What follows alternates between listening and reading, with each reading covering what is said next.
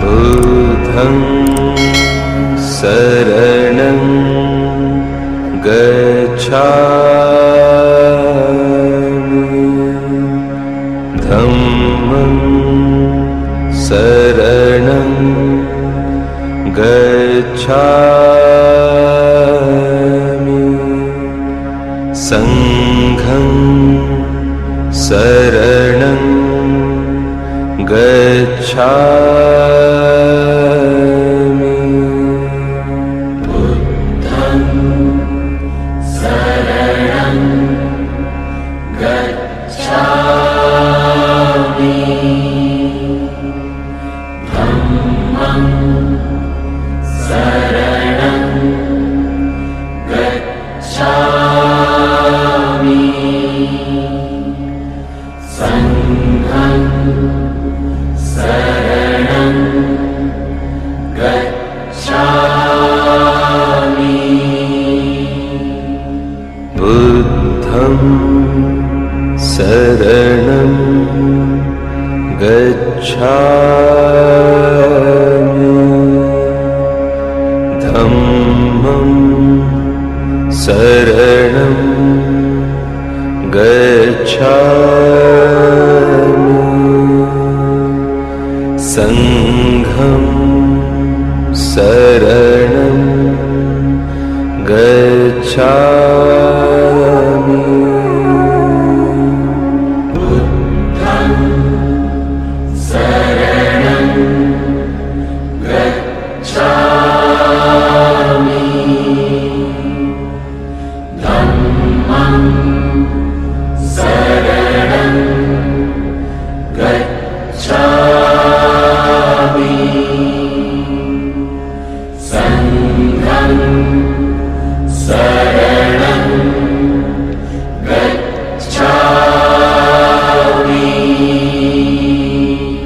बुद्धं शरणं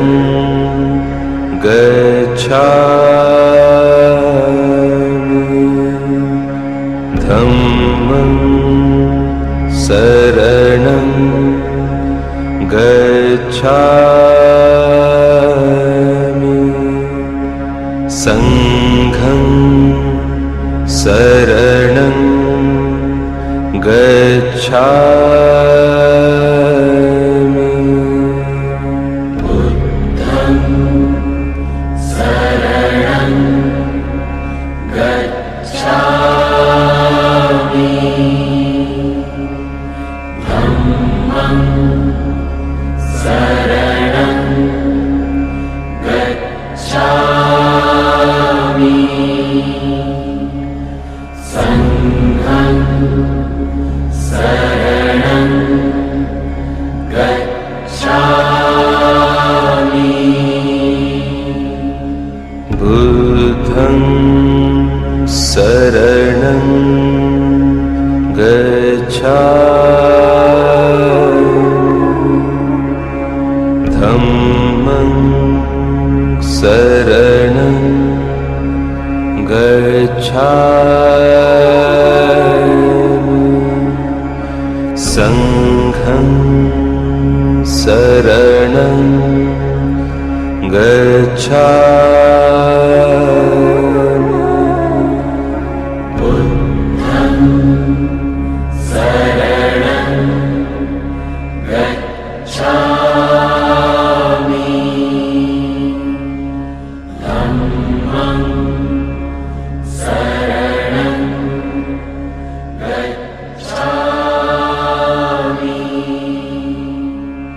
संघं शरणं गच्छामि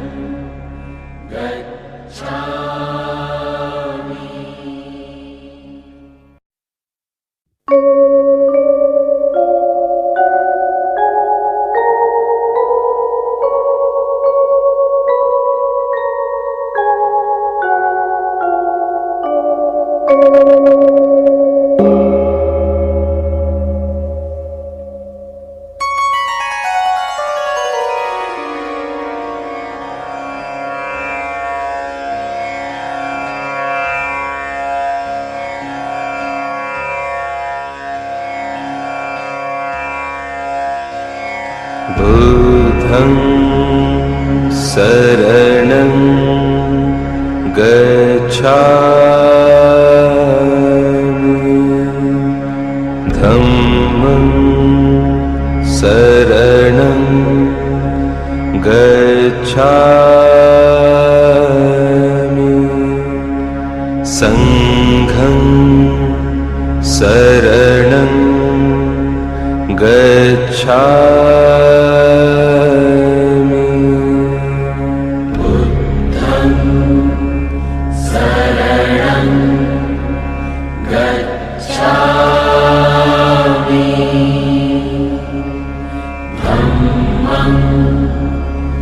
शरणं गच्छामि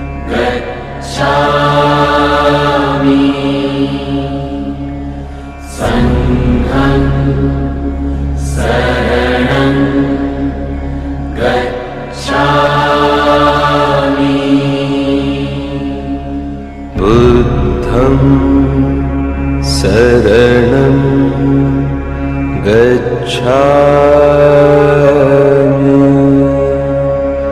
धम्मं शरणं गच्छामि संघं शरणं गच्छामि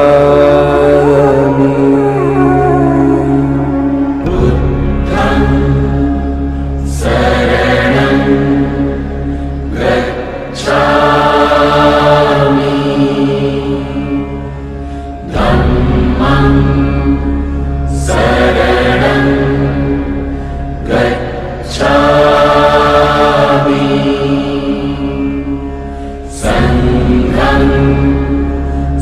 शरणं गच्छामि बुद्धं शरणं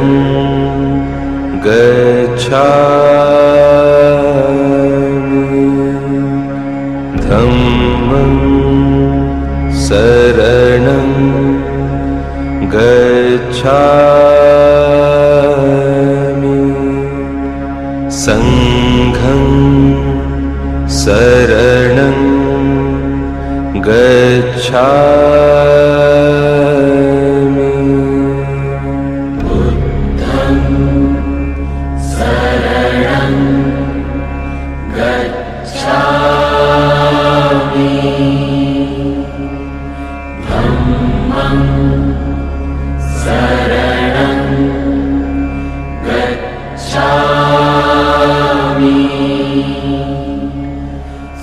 संघं शरणं गच्छामि बुद्धं शरणं गच्छामि धम्मं शरणं गच्छामि संघं शरणं गच्छामि बुद्धं शरणं गच्छामि धम्मं शरणं गच्छामि संघं शरणं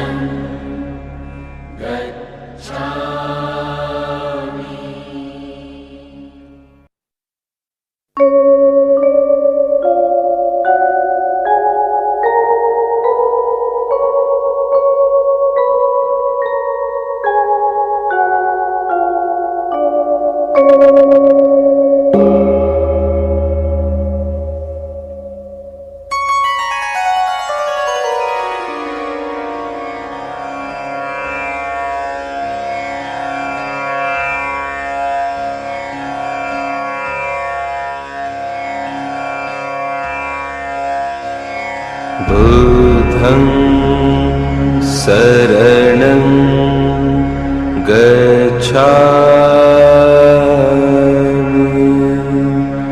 dhammam saranam gacchāmi, sangham saranam gacchāmi, Buddham saranam gacchāmi,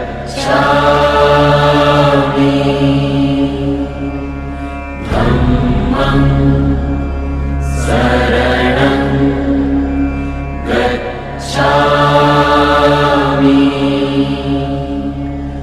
sangham saranam gacchāmi,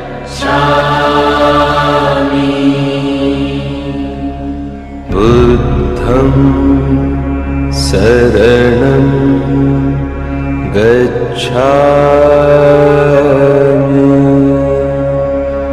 dhammam saranam gacchāmi, sangham saranam gacchāmi, Buddham saranam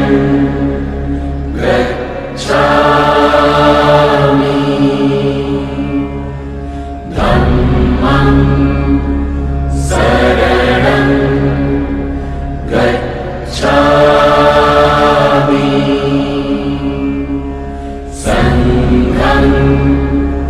saranam gacchāmi,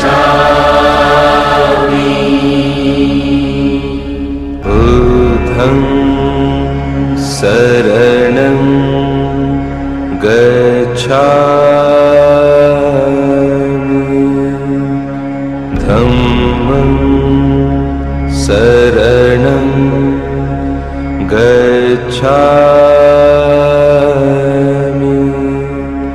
sangham saranam gacchāmi, Buddham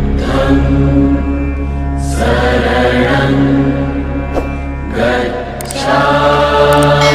gacchāmi, dhammam saranam gacchāmi,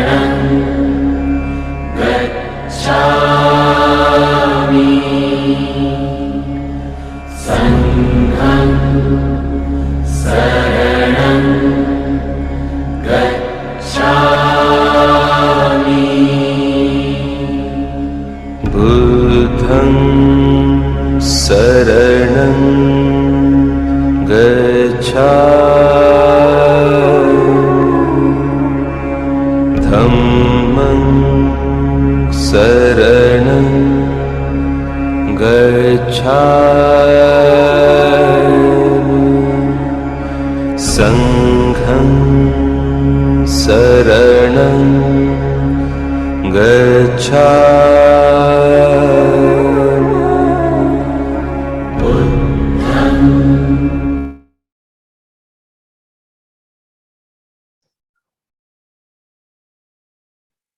Namo Buddhaya, Namo Dhammaya, Namo Sanghaya. A very good morning to everyone, and especially to Venerable from the east and the west, and to all the most Venerable Bhikkhus, Venerable Bhikkhunis, Upasakas and Upasikas, and also to all our Dhamma brothers and sisters and friends. And today, especially also to our honorable invited speaker, Venerable Tapaluka Mahateri from USA, and also like to also welcome Venerable Santini Teri Mahateri from Indonesia to this program. So for the rest of our participants, you may now be prepared to on your camera and also to give your attention throughout this particular session. And today, the Theravada Bhikkhuni Sangha International is presenting you a very insightful topic on the Mahāpajāpatī or the Parinibbāna of Venerable Bhikkhuni Mahāpajāpatī Gotamī Mahateri. So today is a very special day for us to learn and to practice, and also to have the insight, and in commemoration of this great initiative, great day, and also this great Parinibbāna. Let us now together, we shall look into this particular program and be thankful to all the organizers and also all the honorable speakers so far. Today is the 5th day of our 7-day commemoration program, and so far it has been very interesting and also very insightful for everyone who have participated in this program. And we are also thankful to all our Mahatheras and Mahateris who have kindly and gracefully contribute to this program and to share their great experience and their insight, so that we will be able also to walk the noble path faithfully. And we are also thankful to all our participants who have been joining us from since day one until today, and also all the new participants. We welcome you to this inaugural commemoration. And for this particular program, we'd like also to highlight that if you have any question later on the Dhamma talk, please send your question to the host so that we can be able to answer you during our Q&A Dhamma talk. So please sit comfortably and also make your composure in following this particular program.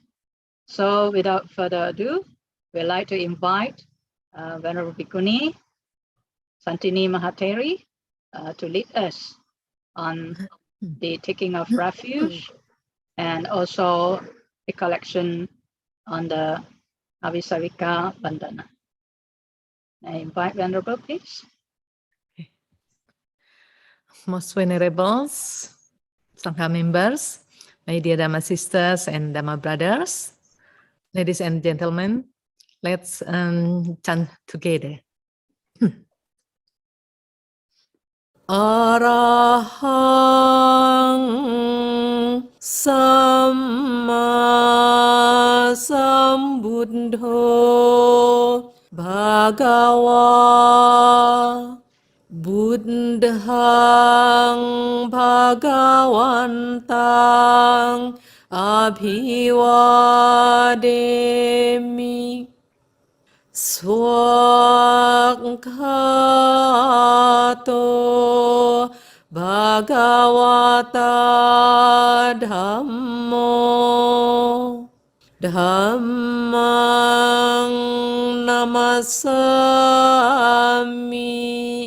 Supatipanno Bhagavato Savato Sāvaka Sangho Sanghang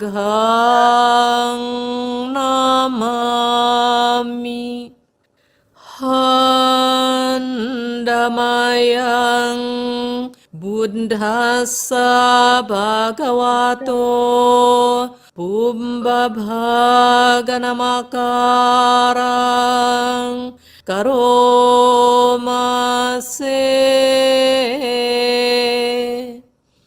นะโมตัสสะภะคะวะโตอะระหะโตสัมมาสัมพุทธัสสะนะโมตัสสะภะคะวะโตอะระหะโตสัมมาสัมพุทธัสสะนะโมตัสสะภะคะวะโตอะระหะโตสัมมาสัมพุทธัสสะบุตตังสารนังกัจฉามิธัมมั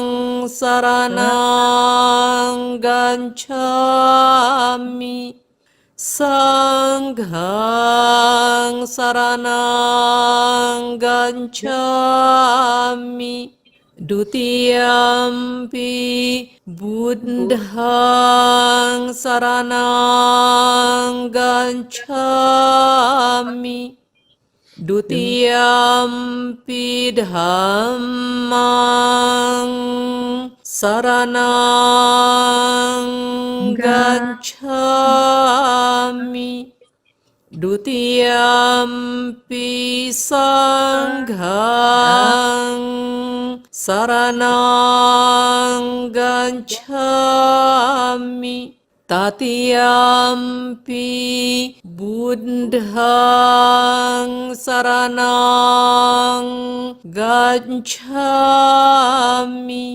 ตติยมปิธัมมังสรณังกัจฉามิ ตติยมปิสังฆังสรณังกัจฉามิ อิติปิโสภะคะวะอะระหังสัมมาสัมพุทโธวิจจาจารณะสัมปันโนสุขโตโลกวิดูอนุตตโรปุริสธัมมาสารถิสัทธาเดวมนุสสานังบุตโธภควาติสวากขาโตภควตาธัมโมสันดิตถิโกทิโกอาคาลิโกเอหิปัสสิโกโอปานายิโกปัจจัตตังเวดิตัปโบวิญญูหิติสุปฏิปันโนภะคะวะโตสาวกสังโฆอุจุปฏิปันโนภะคะวะโตสาวกสังโฆญาญาปฏิปันโนภะคะวะโตสาวกสังโฆสามิจิปฏิปันโนภะคะวะโตสาวกสังโฆ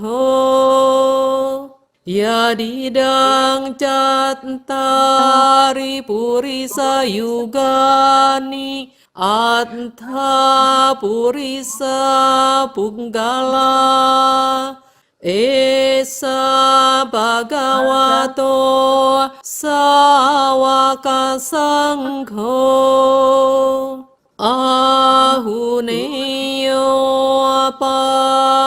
ni yo Đắc khi ni yo Anjali karani yo Anuttarang punyak ketang lokasati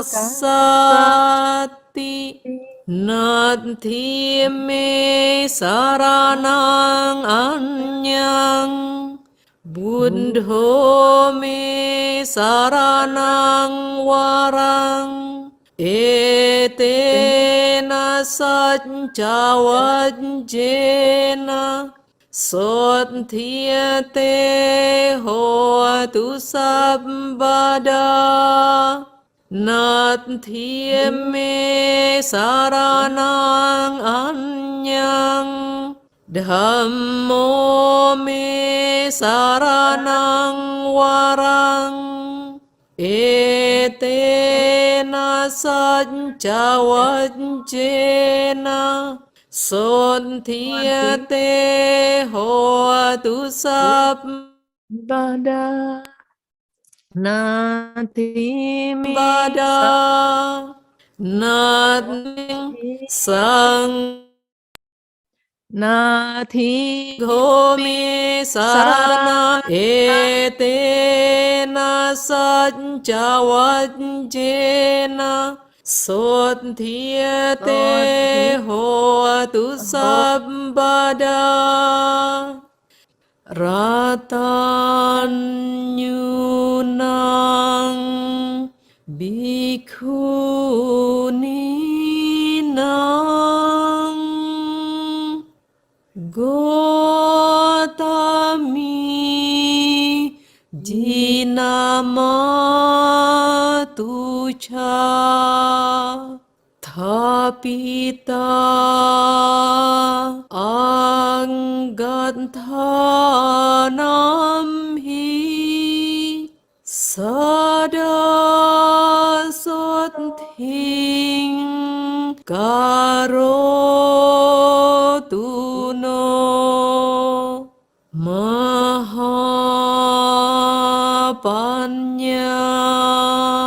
namaggatha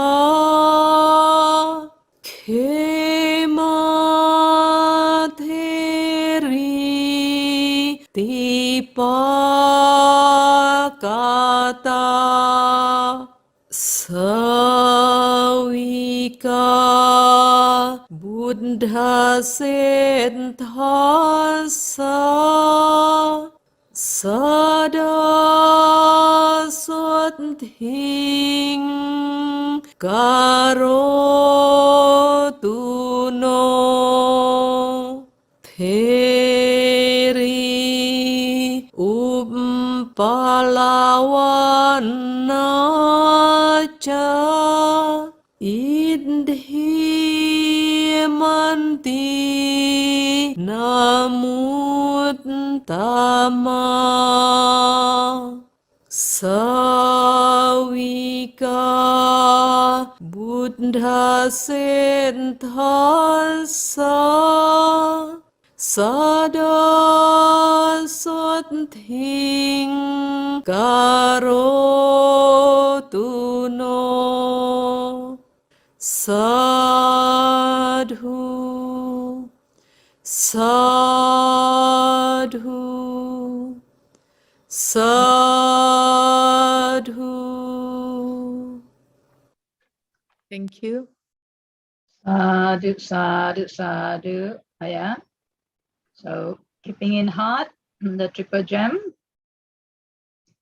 Now it's honor to welcome everyone to this program again by connecting at the heart to the triple gem, and we would like to welcome all of you to grace this occasion by recalling to mind the journey of enlightenment of Venerable Bhikkhuni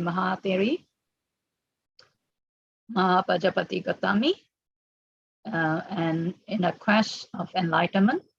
So we shall invite everyone to follow this journey in the Upadana story, a short Videonya. story, which is continue from day 1 until today, day 5.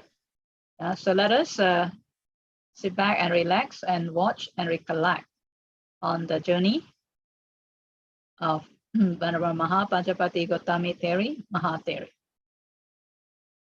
Mahāpajāpatī Gotamī Theri Apadana.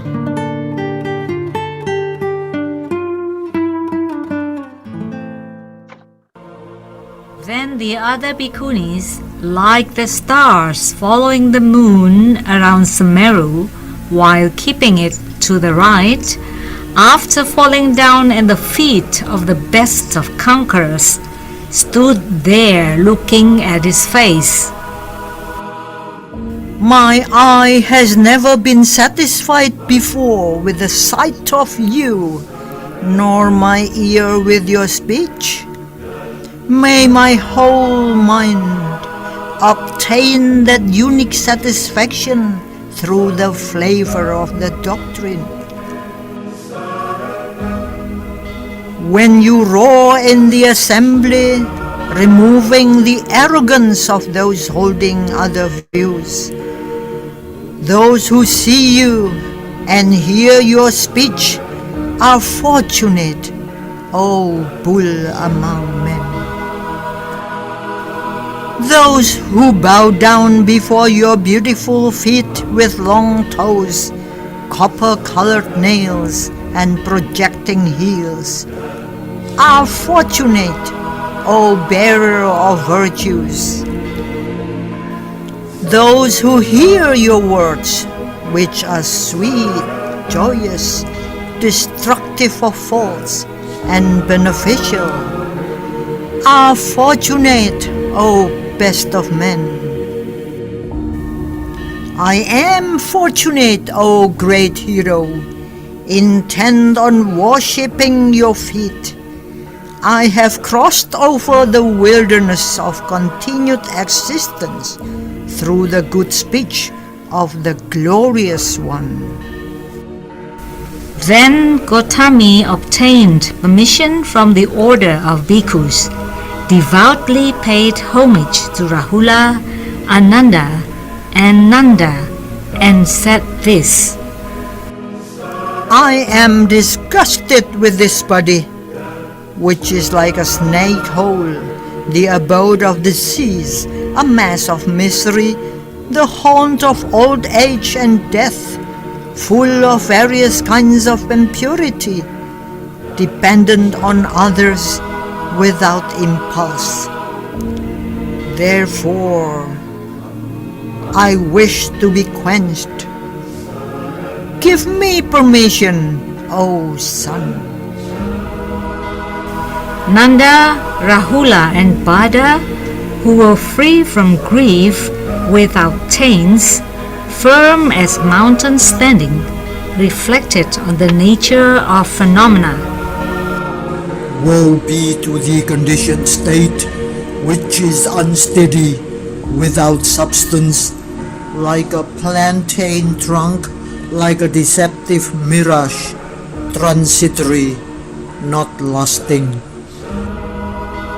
Indeed, when the conqueror's aunt, the one who nourished the Buddha, Gotamī, is going to her end, then all conditioned states are impermanent.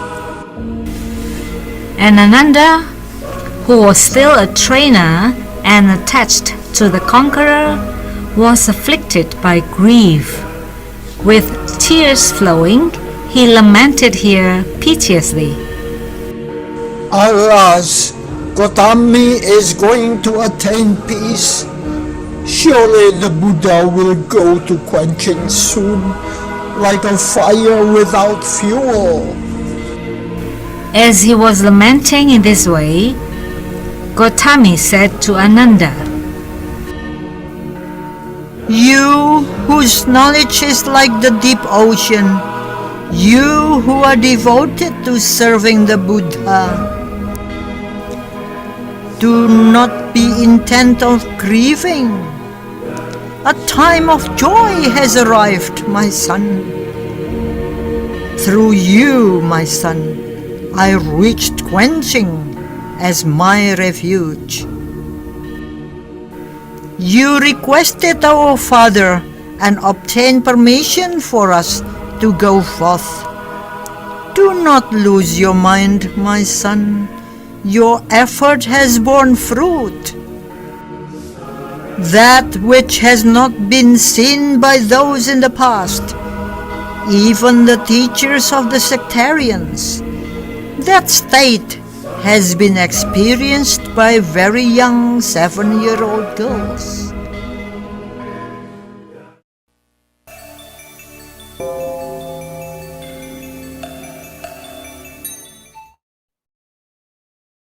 Well, thank you, Venerable Vijayani, for showing the video.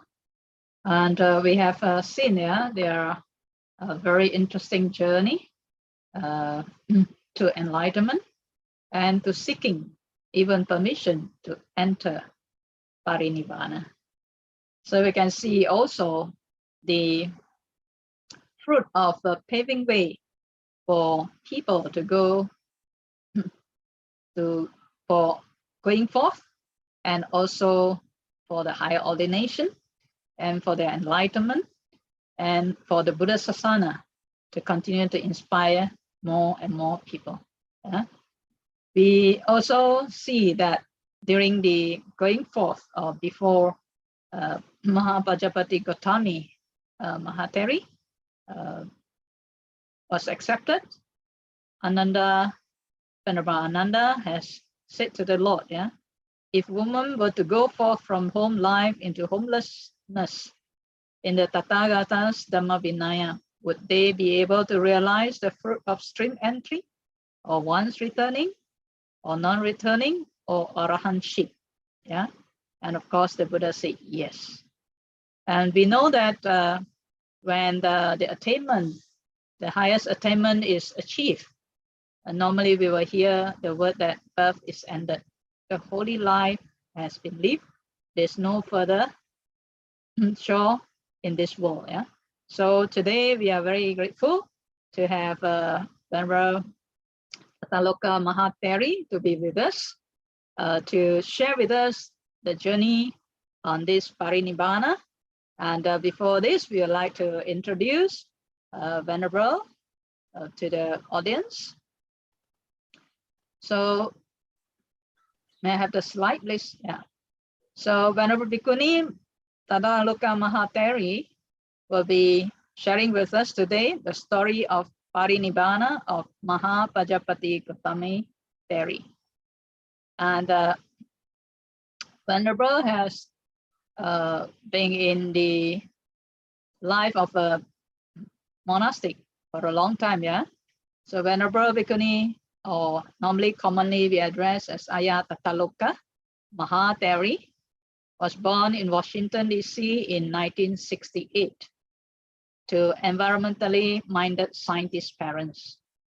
So at the age of 19, urgently inspired by the sudden death of someone with whom she had been close, she left university and made her way to Europe and India, entering monastic life as an anagarika. Later, she met her female mentor in Buddhist monastic life in South Korea, Bhikkhuni Elder Myeongseong Sunim, under whose guidance she trained for 10 years. She received the going forth with her Bhikkhuni mentor in 1993 and Samaneri precepts in 1995.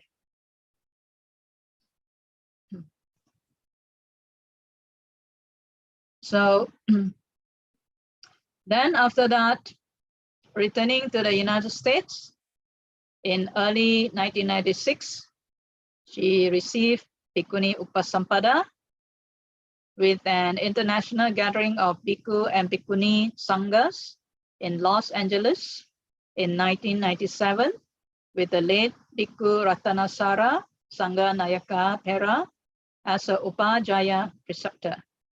Since then, Venerable Tataloka Mahāteri has focused on studying and practicing Dhamma Vinaya and has conducted research in comparative Bhikkhuni Vinaya and world Bhikkhuni Sangha history. contributing articles on these subjects. Venerable has also studied and practiced meditation extensively, following the forest tradition in Thailand, Myanmar, Sri Lanka, and Cambodia. However, recognizing the growing number of Theravadan bhikkhunis and samaneris in the United States and the true value of coming together in harmony, Venerable Tataloka Mahatheri proposed and participated in the founding of the North American Bhikkhuni Association, NABA, in 2005. Several months later, she also participated in founding the first residential community for bhikkhunis in the United States, named Dhammadharini, together with the founding of the Dhammadharini Support Foundation. Not long after, she became a senior monastic advisor for the newly formed Alliance for Bhikkhuni, founded by Susan Pembroke. For her groundbreaking work in 2006, Venerable Tataloka was awarded as an outstanding woman in Buddhism at the United Nations in Bangkok. Venerable Tataloka Mahatheri is the first Western woman to be appointed as a Theravada Bhikkhuni preceptor, Pavatini Upajaya, and she has contributed to the going forth and full ordination of more than 50 women as bhikkhunis in the USA, Australia, India, and Thailand. She began offering anagarika ordinations for women in 2005, Samanaripapaja for women in Australia and the USA in 2008, and Bhikkhuni Upasampada in 2009-2010.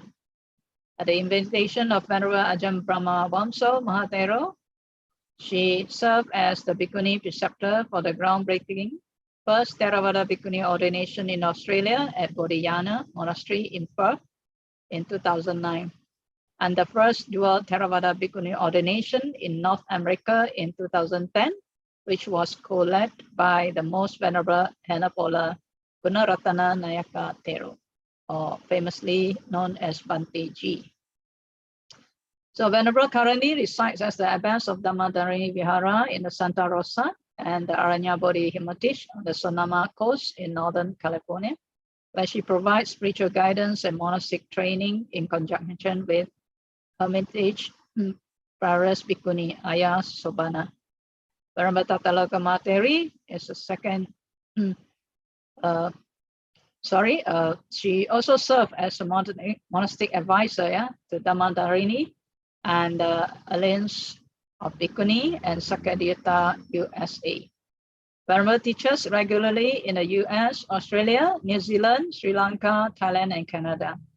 In line with the Bhikkhuni heritage, from the center of India to the east and to the west, Venerable Tataloka Mahatheri is one of our United Theravada Bhikkhuni Sangha International Coordinator.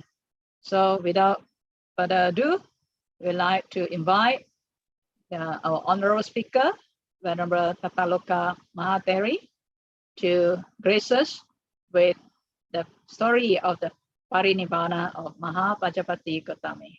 Venerable, please.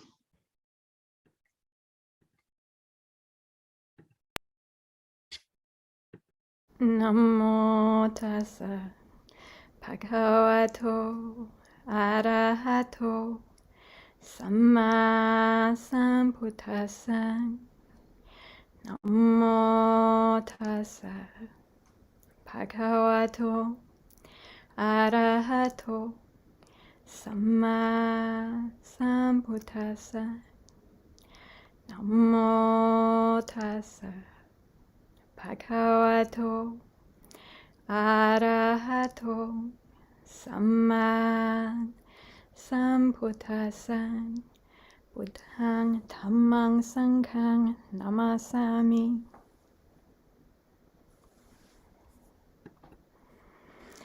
Offered in profound commemoration of Mahāpajāpatī Gotamī Teri's final 7 days teaching and her Parinibbāna with our founding Bhikkhuni Sangha for the United Theravada Bhikkhuni Sangha International Program, The Pillar, Strength, and Liberation. The story of the Parinibbāna of Mahāpajāpatī Gotamī Teri. Greetings, all dear most venerables, Mahateras and Mahateris, Teras and Teris, Venerable Bhikkhu and Bhikkhuni, Mahasangha, all dear Upasakas and Upasikas, Dhamma friends.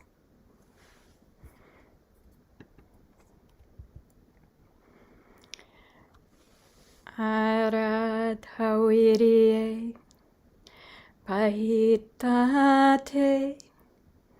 Nichang Talha Parakame Samake Sawake Patsa Etang Buddhanavantanang. Diligent, ardent, and resolute, always putting forth their best effort, seeing my disciples one and all in harmony. This is homage to all the Buddhas.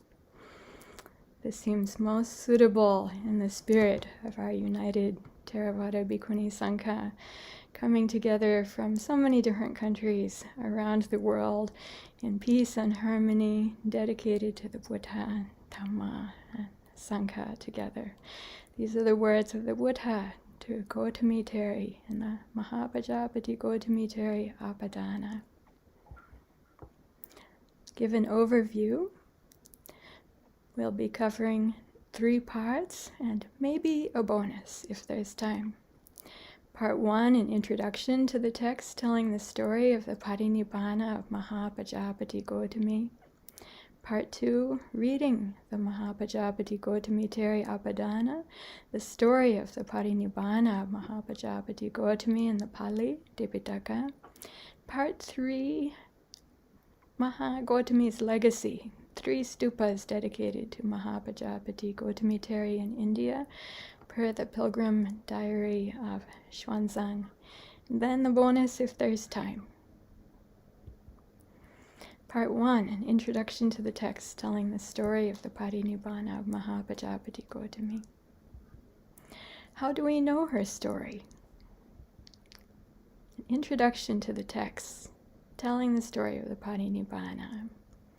The Pali canons, Pali text commentaries, independent Pali texts, Chinese canons, independent Chinese canons, independent Chinese texts, Tibetan canons, Sanskrit fragments, Gandhari fragments, and also Mahayana Sutras. We find her story spread far and wide over the ages. Lady, an awakened one of great importance. In the Pali text traditions, let's take a look at the Pali canons. In the Pali canons, we find her story in the 5th Nikaya, or Khuddaka Nikaya of the Sutta Pitaka, in the Teri Apadana, which is sometimes called the younger sister of the Teri Gatha, in the Mahāpajāpatī Gotamī Teri Apadana. We've been hearing and seeing excerpts of this story throughout this program. Actually, these excerpts are from the commentary. So we have a recent translation of the entire Apadana Pali, which includes the Legends of the Teris, Gotamī, number 17, translated by Jonathan Walters, which is now available freely online. This is a great boon. I'll be showing you the web locations for all of the resources that we're looking at here that I'm able to. So if you see this later on YouTube, or you're joining live but you want to check back and find something, you'll be able to go to the United Theravada Bhikkhuni Sangha International YouTube channel, and you'll be able to find the links and check it out online for yourself to follow up. I want this to be user-friendly and accessible. So, in the Pali Canon, Tipitaka.org, this is the VRI, Vipassana Research Institute's great work with the Chatta Sankhayana Tipitaka. That's the Burmese 6th Council edition. We're in the Tipitaka Roman. Tipitaka Mula means the canonical text, and the Sutta Pitaka going down to Khuddaka Nikaya. then down to Apadana Pali number 2, and then to the Ekoposatika Vaga number 7, the Mahāpajāpatī Gotamī Teri Apadana Pali. That's our text that we'll be looking at here. It's our primary canonical Pali text. So, as I mentioned earlier, I called the Teri Apadana the younger sister of the Teri Gata. And in the Teri Gata, the final chapter, the largest chapter of all with the most verses, the Mahanipato, is Sumedha Teri's Gata. It's number 16. You can see it highlighted on the left, and then directly after that, the Apadana text begins. And Sumedha's Teri Gata is actually very much like an Apadana text of all the Teri Gatas. So it's the last in Teri Gata, and actually it's the first in the Teri Apadana, the Sumedha Vago. So she's number 1 in the Teri Apadana. So we go from her in the Teri Gata at the end to her number 1 in the Teri Apadana. So now we come to number 2, the polytext commentaries.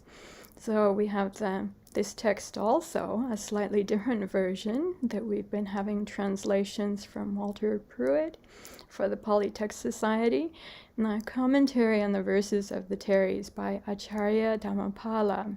It's the commentary on the verses of the Teris, but it contains a slightly different version of the Teri Apadana within the commentary. And this is called the Paramattha Dipani, this text, and it's that translation through which you've been getting the story of the Mahāpajāpatī Gotamī Teri Apadana through this 7-day program during this time. That text is very top on the stack of excellent books on the topic of Mahāpajāpatī Gotamī Teri's life and final passing. I recommend all of these. You can see in the top here, Sacred Books of the Buddhists, commentary on the verses of the Teris. That's William Pruitt's translation for the Polytext Society. So now we go to number 3, the independent polytexts. So the Pajāpatī Bhikkhuni Nibbāna is part of the Savaka Nibbāna tradition of independently circulating Pali manuscripts in Southeast Asia, which are chanted by Buddhist monks and printed by Buddhists for traditional commemorative occasions. See also the Bimba Yasodhara Bhikkhuni Nibbāna. Take a look. This is a summary of Savaka Nibbāna literature. The arrows point to the Pajāpatī Bhikkhuni Nibbāna, and then also to the Bimba Bhikkhuni Nibbāna, or Bimba Yasodhara Bhikkhuni Nibbāna, Parinibbāna. One example of such a text is the Farewell of Pajāpatī Gotamī. This is a merit-making publication, royal commemorative edition published in 14 languages for the funeral of the only maternal aunt of the Queen of Thailand in the year 2543 Buddhist era. That's 2000 of the Common Era, after 50 years of her faithful royal service as lady-in-waiting. The publication topic was chosen by and final editing offered by the late Supreme Patriarch Samdet Prajnana Sangwara. Several of the beautiful drawings in our presentation by Mr. I don't know how to pronounce his last name, Jenkaukam, a famous artist from Lanatai, come from this text.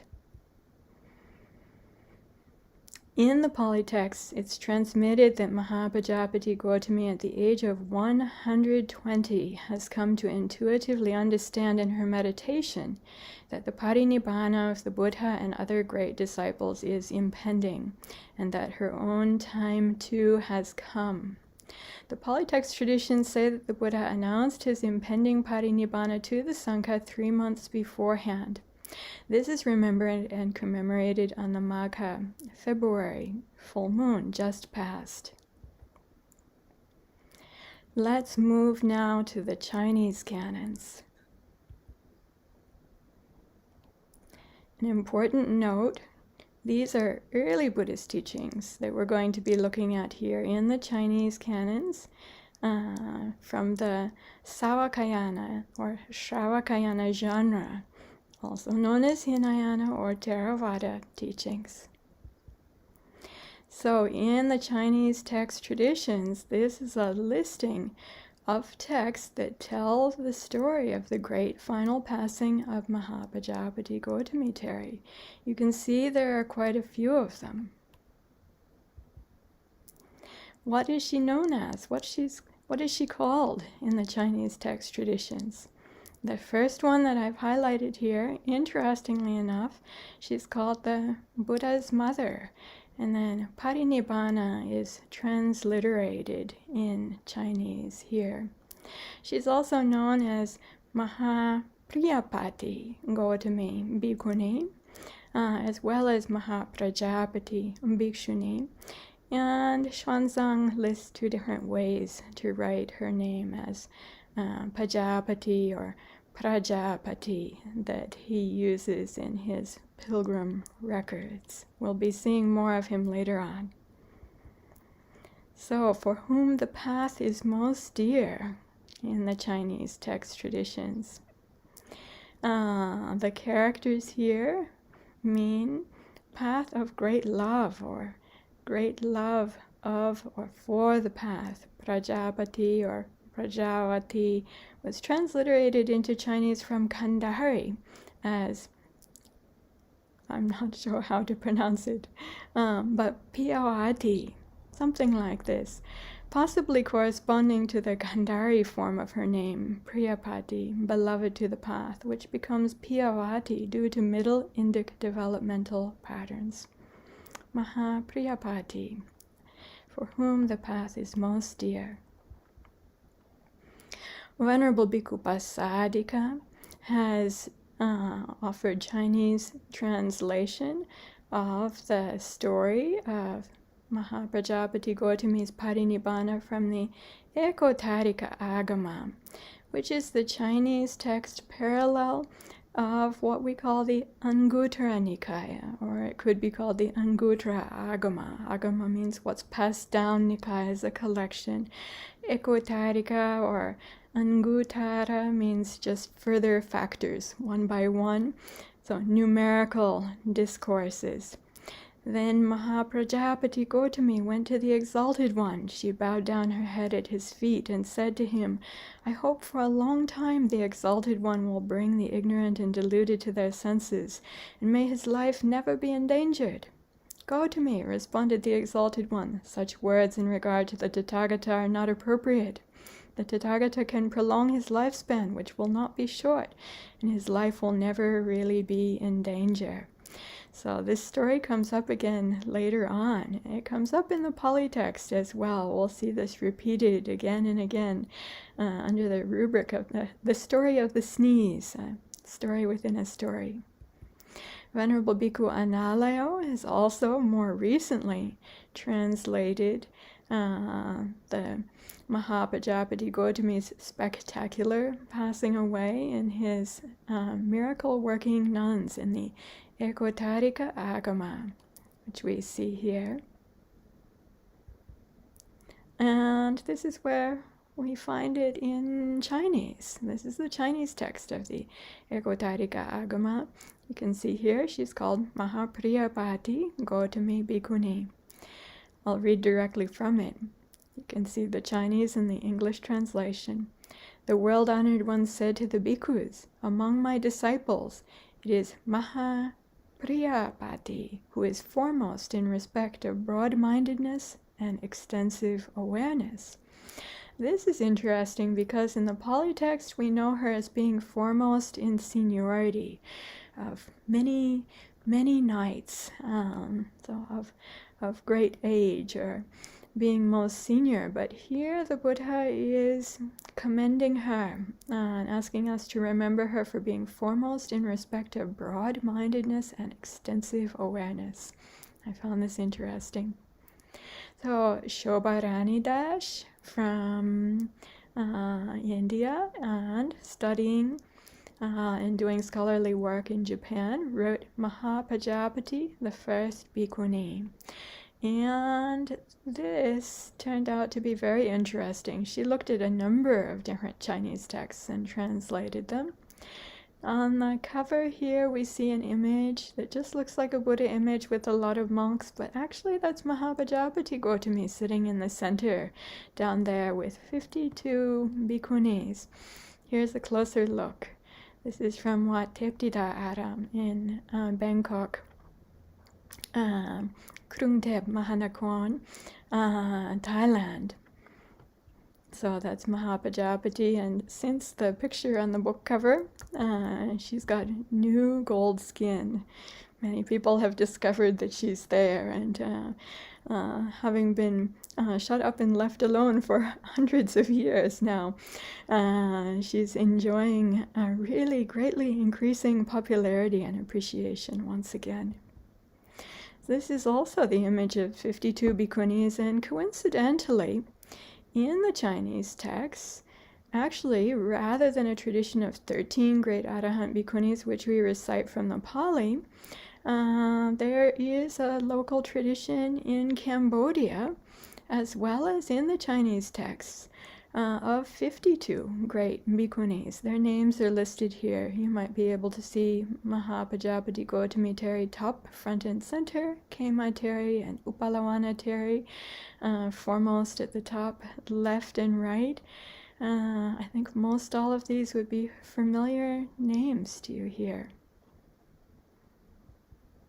So looking back again at Shobharani Das's work, then we have some important things circled here.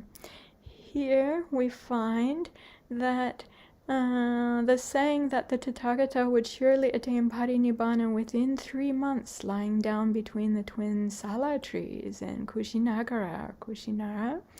Then it's circled in the Chinese text below that says 3 months. And this is important because in the Pali text we could guess that Mahāpajāpatī Gotamī Teri has decided to enter Parinibbāna at the time that the Buddha has also decided that he will after 3 months, but it doesn't say that really clearly. However, in the Chinese text of the Ekotarika Agama, that's the Chinese relative of the Pali text Anguttara Nikaya, it specifies that this is 3 months, that is around the Magha full moon, 3 months before the Buddha's own Parinibbāna, and that's the time that Mahāpajāpatī decides on her Parinibbāna. So that's said explicitly in the parallel text. So in the Chinese text, not only do we have the books or manuscripts, but also in scrolls. On the right here we see a scroll painting of Mahāpajāpatī Gotamī. This is from Japan, from 1839.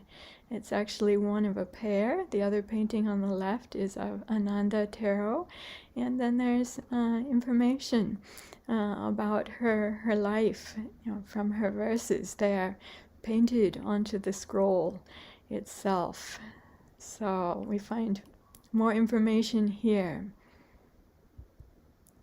So now we're moving into what's called independent Chinese text. That is, it's not the part of a canonical collection. And there are 2 more that are independent Chinese texts.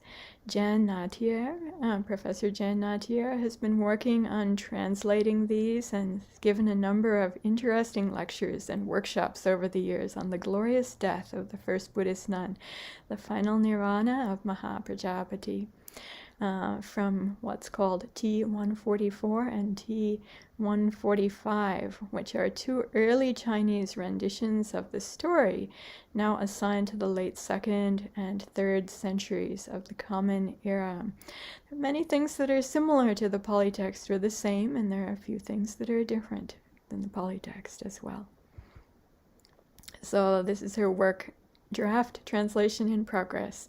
I hope we'll be able to read her final book when it comes to be published with interest. Now we come to Gandhari fragments. And it seems that the Chinese traditions that we've been talking about in the Ekvatarika Agama or some others that Jan Natyar was working with may have passed through Kandara and the Silk Road, and even this Cambodian tradition of 50 or 52 outstanding bhikkhunis seems to have perhaps passed through the Silk Road into Southeast Asia. Here you can see Gandhari scroll telling the story of Mahāpajāpatī Gotamī. This is the Gandharan version of the Dakshina Vibhanga Sutra, or Dakshina Vibhanga Sutra. Now we come to the Tibetan canons. Important note again, Tibetan canons and Tibetan Buddhists are famous for Mahayana Buddhism and Vajrayana Buddhism, but here we're talking about early Buddhist teachings that have also been preserved together in the enormous Tibetan Buddhist canon. So this is of the Savakayana or Shravakayana genre. Here you can see Mahāpajāpatī Gotamī, her name in Tibetan script. She's also known as Mahāpajāpatī and Mahāgotamī in Sanskrit. And she has another name as well in the Mahayana texts, Sarvasattva Priyadarshana. You notice the Priya here shared with her name in Chinese, Mahāpriyavati. And here's an image for you. Himachal Pradesh, India, Dongyuk Yatsal Ling, founded by Jetsuma Tenzin Palmo. The top image is of Mahāpajāpatī Gotamī Teri, and it's part of a larger painting. The image below then has the great Teris, Shravaka, Arahat Teris, Shravika on either side of her. So, introducing you to the texts in the Tibetan text traditions, we find the story of Mahāpajāpatī Gotamī Teri's Parinibbāna in the Vinaya Kshudraka Vastu. This has also been translated into Chinese, maybe it's a slightly different version, at Taisho 1451.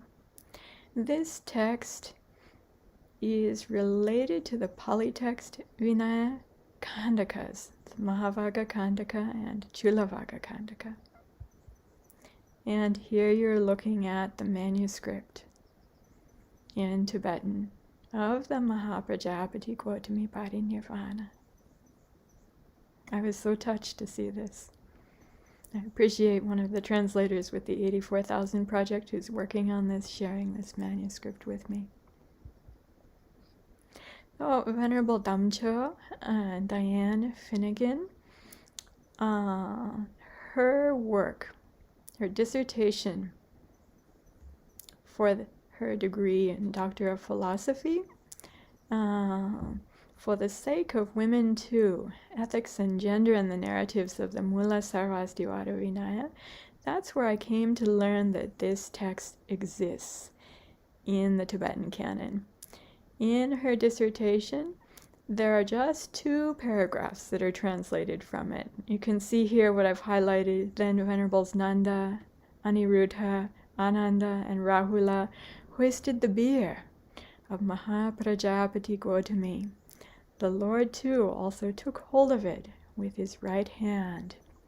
We understand we have a text here that's telling the story of her Parinibbāna. Later, Venerable Bhikkhuni Dhammadina has also worked with this particular text, doing translations, and she compared the text in Tibetan and the text in the Chinese translation. So, of course, both the Tibetan and the Chinese are translations of the original, and she also looked at related Sanskrit fragments. Here we're looking at them ourselves, and this is where we find the 7 days teaching. It appears in the Tibetan translation and the Chinese translation of this text. I'm reading on the left here. She taught the Dharma for 7 days and nights, so that any of those many diverse individuals who heard it would attain great distinction. Now I'm reading on the right. Having returned to their nunnery, for 7 days they taught the Dharma to the 3 assemblies. The hearing of the Dharma made innumerable beings gain vast and extraordinary benefits. So the Tibetan translation specifies teaching both days and nights, that is 7 days and nights before her Parinibbāna. And the Chinese translation specifies both Mahāpajāpatī Gotamī and the 500 bhikkhunis taught for 7 days. So I'd like to commend Venerable Bhikkhuni Dhammadina for her research and translation of this text from the Mula Sarvastivada Vinaya. That's really great work. Much appreciated. So coming back to the Tibetan text, the Vinaya Kshudraka the 84,000 project is in progress translating this entire text. It is 1,280 pages in the Tibetan canon. You can see that highlighted in the center here. And it's being translated by Losang Jampel and Kaya Fisher. So I'd like to appreciate Kaya Fisher for reading over this text with me. I'd like to point out here the Bhikshuni's Pratimoksha Sutra, translation not yet started. Detailed exposition on nuns' discipline, that's the Bhikkhuni Vinaya Vibhanga, translation not yet started. It would be really, really useful for our understanding of ancient Bhikkhuni Vinayas from the Shravakayana to have these translated. And I'd like to point you to look down at the bottom right here where it says sponsor translation. So the 84,000 project, if someone sponsors or a group of people sponsor a translation and they find translators for it, then they will be translated. So for anyone who is interested in and desirous of such merit and offering something so helpful to the international Sangha to increase all of our knowledge, then there's a wonderful opportunity. And here it is. This is the draft translation in progress. Mahāpajāpatī Gotamī Parinibbāna, being worked on now with by Losang Jampel and Kaya Fisher under the auspices of the 84,000 project. So now we come to part 2. Reading the Mahāpajāpatī Gotamī Teri Apadana, the story of the Parinibbāna of Mahāpajāpatī Gotamī in the Pali Dipitaka. So during this program, it has been wonderful every day to be listening to these readings and seeing the drawings or paintings that accompany them. And what you've been listening to is actually from the Terigata Atthakatha, the commentary, because the commentary on the Terigata, as I mentioned earlier, includes a version of the Teri Apadana. It's not exactly the same as the one that we find in the canon, in the Khuddaka Nikaya.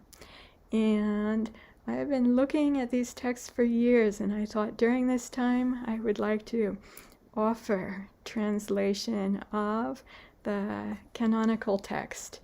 And out of the nearly 200 verses, then I translated about the first 50 during this time. So I'll read them to you. This is from the Chatta Sankhayana Dipitaka Pali. Mahāpajāpatī Gotamī Teri Apadana, the heroic biography of Mahāpajāpatī Gotamī Teri. These are the drawings of our Lanatai artist of Mahāpajāpatī Gotamī Teri's life, nursing the Buddha, offering a robe, asking about entering monastic life. entering monastic life, becoming an arahanta, arahanti. Once the world's bright lamp, the charioteer of humanity, was dwelling in the lovely Kutakara Sala in the great wood of Vesali. At that time, the bhikkhuni Gotamī, maternal aunt of the conqueror, was dwelling in the bhikkhuni monastery of that delightful town, together with 500 bhikkhunis who were liberated ones. She went alone into seclusion and reflected in her mind thus: the final Nibbāna of the Buddha, of his foremost leading disciples, or of Rahula, Ananda, and Nanda, I will not attain to the age of seeing them. Before the final Nibbāna of the Buddha, of his foremost leading disciples, or of Mahāpajāpatī and Nanda, of Ananda and Rahula, before exhausting, vacating, and leaving behind these ayu sankharas, the life formations, may I go to the world's guide, the great sage, and seek his blessings. Likewise, the 500 bhikkhunis came to reflect thus. With Kema, chief among them, they reflected the same wish. Then the earth quaked, the drums of the devas thundered, and the devatas inhabiting the monastery were oppressed by sorrow. Hearing this with compassion, tears rose to their eyes, and her bhikkhuni friends approached the great Gotamī.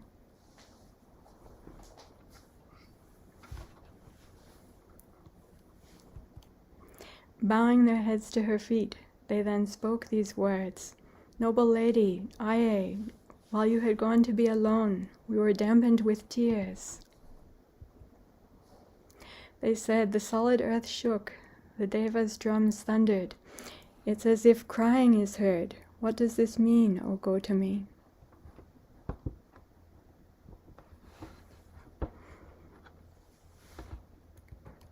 Then she told them of everything, just as she had reflected upon it, and they all too each said they had been reflecting likewise. Intermission, points of interest. Our camera was wandering away. It's just done so again.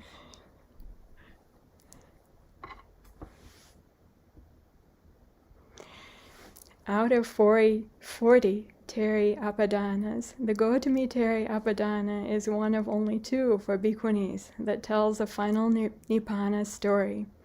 The other is the Yasodhara Teri Apadana, the final Nibbāna of the Buddha's former wife, who also had a great following and became an outstanding bhikkhuni arahati.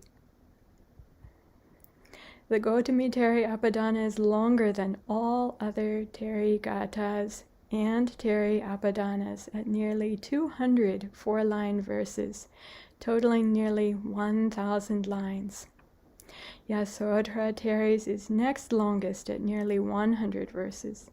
Kema Teri's is next, also slightly less than 100, as is Upalawana Teri's. The shortest are 5 verses, the average about 20 verses. In comparison, the longest Teri Gatha, Sumedha's, is 74 verses. They all go together to the Buddha with Gotamī, as she is generally called here, in the lead, seeking the Buddha's forgiveness for any wrongs and permission and blessings to enter final Nibbāna, noting this will be their last goodbye. Elsewhere in the text, we see other great bhikkhu disciples do likewise. There are poignant moments when Gotamī mentions people's tendency to put women down, and she apologizes if there was any fault in her for repeatedly requesting women's ordination or in her training of the bhikkhunis. The Buddha says she has been enormously persevering in the face of great intolerance, and, calling her a paragon of virtue, asks how fault could possibly be found with anyone who is an arahant, who is entering Parinibbāna. There are further poignant moments when Gotamī mentions how she was a mother to him, nursing and raising him, but actually he was like a father or mother to her, through his suckling her on the milk of the Dhamma, which quenches all thirst. She observes how people long for good children, but says she got the best, and that somehow humorously, after having a son like him, her longing for children is forever done. Interestingly, as his foster mother, she asks to see his body with the 32 marks of a great man one last time. The Buddha complies, his body shining forth like bright gold sunshine, coming free from dusky twilight clouds, a poetic reference to his golden skin and the color of his monastic robes. We note that in several of the non-Pali tellings of this story, the Buddha also shows her body after her passing, and Anandathero shows the Buddha's body after his Parinibbāna as well. Another interesting element is the story of the sneeze, mentioned earlier, a story within a story. Gotamī blesses the Buddha, wishing him long life to the full extent of his ayukapa when he sneezes. Just what Ananda is blamed for not doing later, she does then. But here, the Buddha tells her that Buddhas should not be blessed in this way. She asks, how should a Buddha be blessed? He replies that, seeing the disciples all practicing dedicatedly in harmony together, this is the best way to bless Buddhas. A final interesting element in this summary. We know there are monastic rules forbidding bhikkhus and bhikkhunis showing off their own or their peers' psychic powers, and falsely showing them off is a big lie, an offense entailing defeat, parajika, very serious. However, here the Buddha himself asks Gotamī to show her power, specifically for the sake of dispelling the doubts and wrong views that persist among people with regards to women's religious or spiritual full capabilities and attainments in his teaching. There are those fools who doubt that women too can grasp the truth. Gotamī, show your spiritual power that they might give up their false views. She then goes on to put an amazing, practically unparalleled feat of spiritual power, as do also her large number of founding bhikkhuni companions. At 120 years old, she was still powerful. On other occasions, the Buddha asks Yasodhara, Rahula Mata, to show her powers as well. Likewise, his daughter from his previous past life and leading chief bhikkhuni, Upalavana Teri. Women of wisdom, women of power, women leaders of the sasana.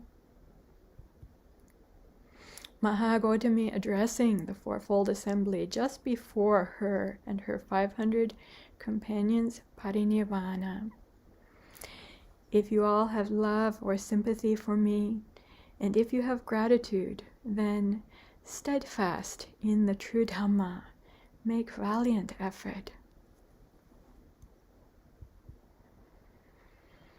In all of the tellings, Gotamī, like the Buddha himself 3 months later, then successively enters the jhanas, deep levels of meditative absorption, as part of her process leading up to and into Parinibbāna. The different texts vary a little as to the sequence, and whether she and the Buddha enter Parinibbāna from the 4th or the 1st jhana. From our Lanatai artist, the Parinibbāna of Mahāpajāpatī Gotamī, Teri, and the Great 500. In most all tellings, eminent monks of the Bhikkhu Sangha, as well as the Buddha himself, played leading roles in Gotamī's funeral. Leaders of the lay Buddhist community do too, coming to honor her or them and providing suitable materials for her cremation and that of the great Bhikkhuni Sangha. In our Pali text, the Buddha himself directs that her cremains be placed in his alms bowl. As the Blessed One, the Buddha said of her in eulogy just after the cremation of her body, like something that sparks or flares when struck by a piece of iron in a fire that's blazing.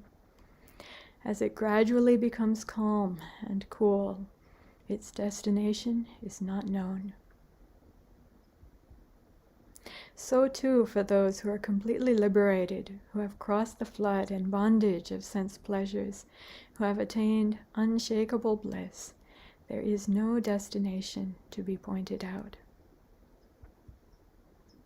The Buddha then continued, much as he was to later say before his own final passing. Therefore be islands unto yourselves, with the foundations of mindfulness as your domain. Cultivate the 7 factors of awakening, and you will make an end to suffering. Sadhu, sadhu, sadhu. Most of the versions then include relics and a memorial stupa or stupas being erected for Mahāpajāpatī, Gotamī, and her bhikkhuni arahati companions. Indeed, the Buddha mentions that arahats are among those worthy of constructing a stupa when they enter Parinibbāna. In our Pali text, her stupa is constructed by the Lichavi princes in Vaishali, where she likewise first entered monastic life with this same founding group of bhikkhunis with whom she shared extraordinary merits from the past. We now come to part 3, the legacy of Gotamī. 3 stupas dedicated to Mahāpajāpatī Gotamī Teri in India per the Pilgrim Diary of Xuanzang.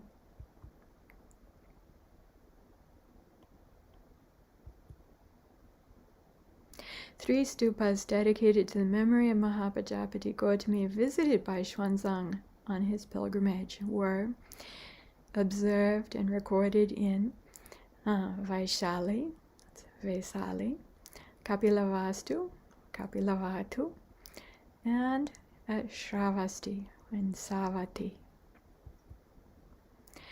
This is an old copy of Xuanzang's Buddhist record of the Western world translated by Samuel Beale. Here the Chinese translation for stupas, sotupo, is translated as towers. So it's not clear what's being talked about. The stupa at Shravasti is near to the Angulimala stupa, and the Anathapindika stupa is noted in the middle page here. The robe offering stupa at Nigrodharama outside Kapilavastu is on the right page. We can now look online at the Chinese on Sibeda. We can see here, yes, it actually mentions stupa, not tower. It's a kind of tower, and it is Prajapati, whose name appears here in orange. Perhaps some keen-minded person may have noticed that we earlier mentioned 3 famed stupas or pagodas or chaityas established dedicated to Mahāpajāpatī Gotamī Teri at Vaishali, at Savatthi or Shravasti, and at Kapilavastu. But we only showed images of 2 records, missing Vaishali. That's because Samuel Beale's English translation shown earlier above here does not include translation of this part. However, in the Chinese text, it is there. At Vaishali. Not far from there is a stupa. It was built at the old house of Ambapali, and the Buddha's maternal aunt and many other bhikkhunis have entered Nibbana here. Now we've found a much more modern, good, complete, and accurate English translation of Xuanzang's record, and the PDF is free. in their translation. Not far from here is a stupa built at the place of the old house of the woman Amrapali. The Buddha's aunt and other bhikshunis realized nirvana at this place. We have C-Beta online to be sure. In Vaishali, 3 miles to the northeast in the district of Kalyan, there is a stupa built at the old residence of Ambapali, which she donated to the Sangha. The Buddha's maternal aunt, Mahāpajāpatī Gotamī, and the other bhikkhunis have entered Parinibbāna here. The relevant text is highlighted. Where is this in Vaishali? Has the Mahāpajāpatī stupa site been found? See the big circle in the upper right quadrant, the yellow dot in Birpur. This is map 2, Sacred Landscape of Vaishali as described by Xuanzang. Kudos to the Retracing Bodhisattva Xuanzang project. You can see this on the Nalanda Insatiable and Offering blog from 11 September 2020, The Arduous Journey, Mahāpajāpatī and the Courageous Committed 500. Here we see the on-site exploration with stupa remains or monumental remains in the background. See also the 16 December 2020 Sacred Landscape of Vaishali and the Way Forward for Revitalization on the Nalanda Insatiable and Offering blog. Outside of India as well, Mahāpajāpatī Gotamī Teri's relics, or those that are attributed to her, persist. In Thailand, here, the Saririkadhatu crematory remains from the private collection of Mr. Tongdi Hansa Gunarom, commemorated by special commission of the late Most Venerable Sumdet Rajaratana Mangala. And behind that we see the Mahāpajāpatī Gotamī Parinibbāna fresco from the inner ceiling of the Queen's Chedi at Doi Intanon. This is the ceiling inside the stupa.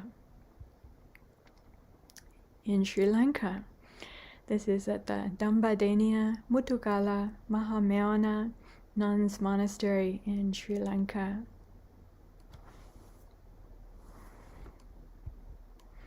And in Thailand, less than a month ago, this beautiful life-size statuary image of Mahāpajāpatī Gotamī is standing here in the center on the right side, and the place where her image is enshrined, if you look on the left, you can see her standing there. And then behind that, the newly inaugurated Pratatu Mahavana, or Pratat Mahawan in Nan province. This is a reliquary stupa that's just been inaugurated, and her newly inaugurated beautiful statue is standing nearby, reminiscent of the texts where Mahāpajāpatī then went to the Mahavana, the great forest, where the Buddha had announced his Parinibbāna impending, and where we find most of the dialogue in these texts that we've been looking at. This is reminiscent in great remembrance. The legacy of Mahāpajāpatī Gotamī in India. The great renunciation trail of Mahāpajāpatī and the courageous committed 500 from Kapilavastu to Vaishali is being rediscovered, mapped, and prepared for Charika, walking pilgrimage once again. This is also on the Nalanda Insatiable and Offering blog. And ancient commemorative sites like the Mahāpajāpatī Stupa and Vaishali are being rediscovered once again. I hope the others may be too, the other 2 stupas. And the Buddha World School of Vaishali, observation of Parinirvana Day of Most Venerable Arahant Bhikkhuni Mahāpajāpatī Gotamī Teri, celebration of the Buddha's legacy of Vaishali. You can see this also on the Nalanda Insatiable and Offering blog. I'm delighted to see this celebration and remembrance re-arising and spreading. And I'd like to share with you the initiative to observe the Parinibbāna Day of Mahāpajāpatī Gotamī Teri, as also the Parinirvana days of Sariputta and Mahamoggallana have been being observed in Bihar state for the past 10 years, since 2012. So we propose that Mahāpajāpatī Gotamī Teri's Parinibbāna, as one of the Buddha's foremost leading disciples, also be observed and remembered and commemorated.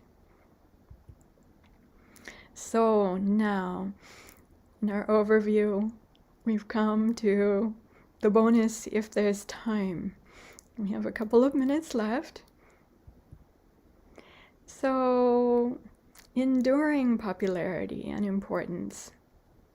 Mahāpajāpatī Gotamī has lived on in numerous Prakrit and Sanskritic, Indic, Buddhist, biographical or hagiographical traditions such as Lalita Vistara, Mahavastu, Divyavadana, Avadana Shataka.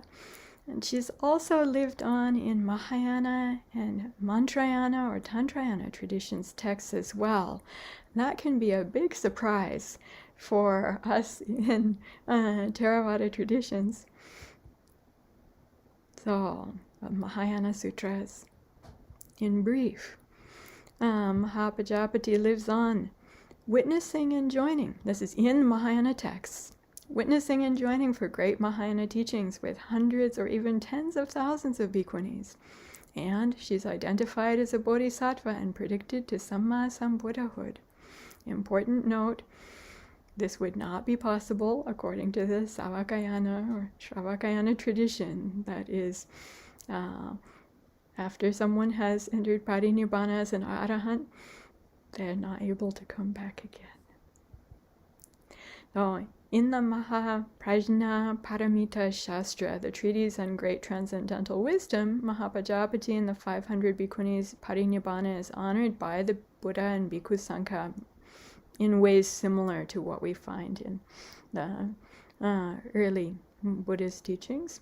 However, in the Lotus Sutra, extremely popular and widespread Sadharma Pundarika Sutra, Mahāpajāpatī is identified as a bodhisattva and predicted by the Buddha in ages to come to become a Buddha called Sarva Sattva Priyadarshana, as mentioned above, with Yashodhara and her 6,000 entourage of 6,000 bhikkhunis, likewise predicted. I feel this speaks to their enduring importance. In the Mantra Nahana tradition text, in the Manjushri Mulakalpa, the Noble Root Manual of the Rites of Manjushri, these teachings in this text are said to originate from Manjushri and were taught to and by Buddha Shakyamuni in the presence of a large audience, including Mahāpajāpatī. I'm just telling you what's here in the text, yes? So they show up together with many female Shravikas, and it mentions their attainment of Shravaka Nirvana. They are free from desire, developed halos of light, worthy of veneration, repositories of good qualities that facilitate purification, best among the multitude of beings, foremost leaders of the world, objects of worship of gods and humans, fields of merit, supreme leaders of two-legged, four-legged, multi-legged, and legless beings. These and other of the most senior of the great female Shravikas approached in order to salute the Lord's feet. And then it says they were eager to hear the Lord's teaching and to become a shining example to demonstrate accomplishment of mantra practice. So this is a mantra Nayana text, you see. And then I'll tell you, during preparations for this talk, as one of the interesting things I learned, a senior Buddhist monk in Tibetan tradition informed me that his late most venerable preceptor, I'm sorry I don't know how to pronounce his name, a greatly revered master and founder of Loronggar in Tibet. Founding a great monastery in Tibet these days is an amazing feat unto itself, was said to himself be an incarnation of Mahāpajāpatī. This place name rang bells for me, as it's famous for amassing a great monastic following of some 10,000 dedicated practitioners as contemporarily, including thousands of Buddhist nuns who have become accomplished practitioners, teachers, and leaders. Looking at the photo of this venerable master, although as a Theravada Buddhist I don't believe in the reincarnation of arahants, I felt as if something of the spirit of Mahāpajāpatī Gotamī Teri did indeed live on in him. Out of Loronggar, in 2013, after years of searching and completing challenging editorial work, the Arya Thare Book Association published the first Tibetan language anthology of Buddhist writings by and about women, titled Garland of White Lotuses, the biographies of the great female masters of India and Tibet. Wow. Voices of Loronggar. In Chapter 10 of Voices from Loronggar, Lessons from Buddhist Foremothers, this chapter references the Garland of White Lotuses, the biography of the great female masters of India and Tibet. And it says, never before had Tibetans created an anthology of Buddhist writings by and about Buddhist women at all. This is emerging contemporarily as part of the heritage of this great master, who at the least has been greatly inspired by the spirit of Mahāpajāpatī Gotamī Teri. So I'll just add this disclaimer: in the Savakayana or Shravakayana, also known as Theravada traditions, an arahant has already completed the Savaka Bodhisattva path and become a Savaka Buddha. They are completely unbound and not liable to be reborn again. For as the Buddha himself said explicitly in Mahāpajāpatī Gotamī Teri's regard in our Teri Apadana text, with all asavas cut off, there is for her no more becoming, no future lives. Thus, for those who are fully liberated, who have crossed the floods of sensual desires, having reached unshakable happiness, no destination can be pointed out. The Buddha, in eulogy of Gotamī Teri. Now we've come to the end. Ewang. I'd like to offer my gratitude to Mahāpajāpatī Gotamī Teri herself, all our Bhikkhuni founders and great Bhikkhuni Arahants, to all of our Kalyanamitas, our program coordinator, Venerable Aya Santini Mahateri, and all the Venerable Bhikkhuni coordinators of the United Theravada Bhikkhuni Sangha International, to longtime Dhamma friend Kun Lee, Venerable Konchog Norbu, translator with 84,000 Project Kaya Fisher, all who have offered the materials for this presentation, to Dhammadharani Sangha, Dhammadharani Support Foundation, and my personal assistant, Samaneri Tavira, for their faithful support. Chirang Titatu Buddhasasana. Aradhaviri Pahitate Nichang Dalha Parakame Samake Sawake Pasa Etang Buddhanavantanang. Diligent, ardent, and resolute, always putting forth their best effort, seeing my disciples one and all in harmony. This is homage to the Buddhas. Sadhu, sadhu, sadhu. Anumodami.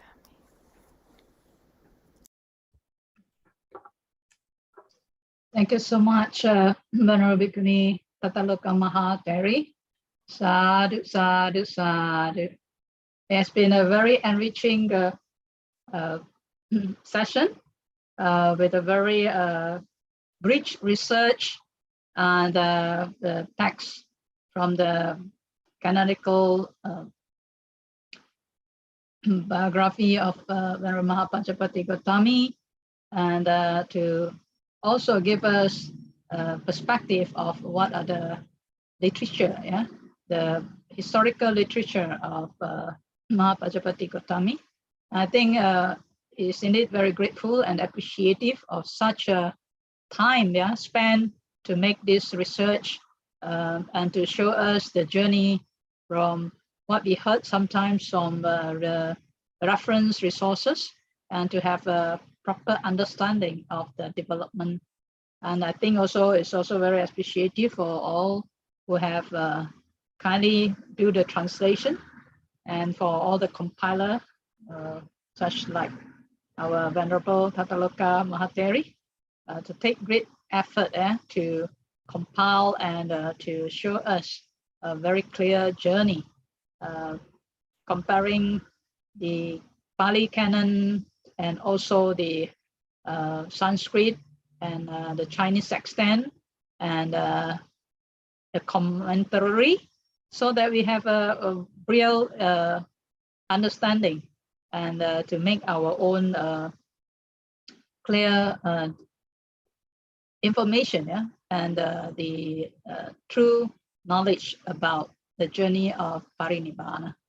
I think this is indeed great, and I find it very enriching to the aspects of learning and practicing the Dhamma, and especially in our internet forest. There are many different writings and also articles, and I think this will be a very good platform for all of us to understand how we can get true resources and also the right information for our understanding of the journey to Parinibbāna, and also the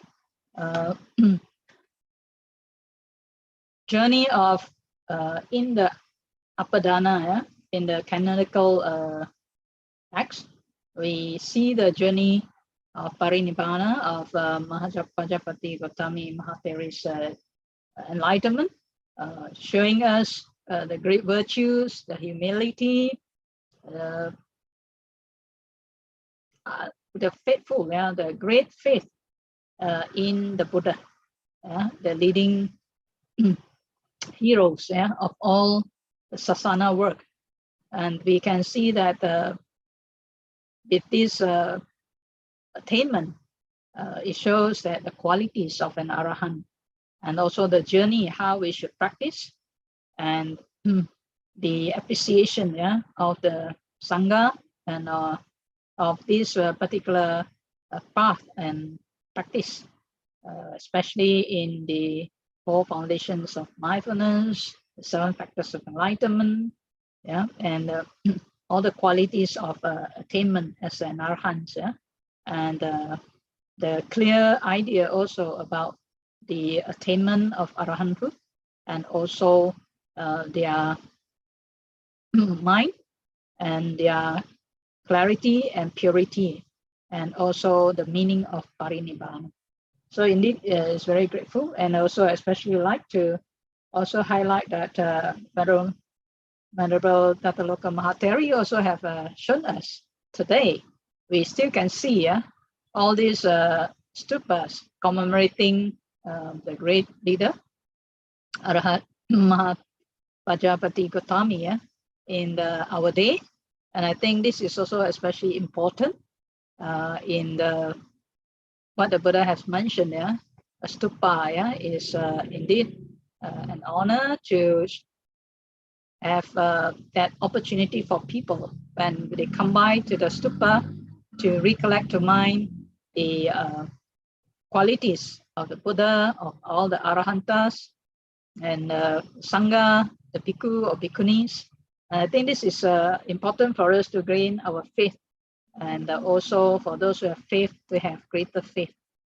This is also very important when we want to go for pilgrimage in the future. We know also where to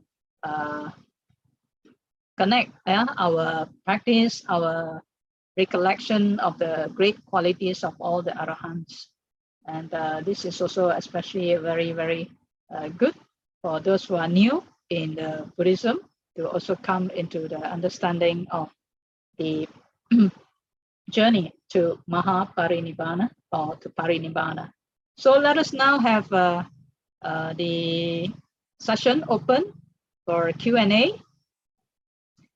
And if there's any question, those who have a question, you may actually post to our private chat column to the host, and we will address your question to the topic.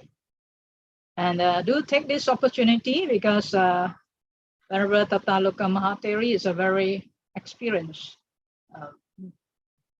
Theri in the research, in the text of the teaching. So take this opportunity to clarify any doubt, yeah?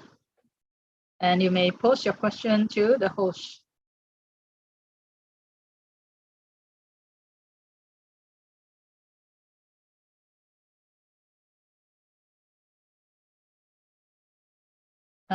This is a comment from Samanari Uppalavana.